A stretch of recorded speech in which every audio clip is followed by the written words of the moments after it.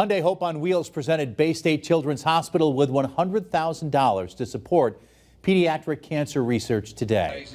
This year, Hyundai Hope on Wheels celebrated its 25th anniversary with $25 million in pediatric cancer research and programmatic grants.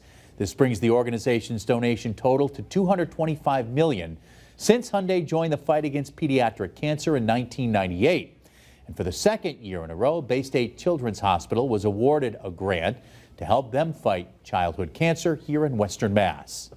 It's really enabled us to give the patients, the childhood patients in Western Mass with cancer, just the best possible care, the best possible experience, and the best shot at a cure.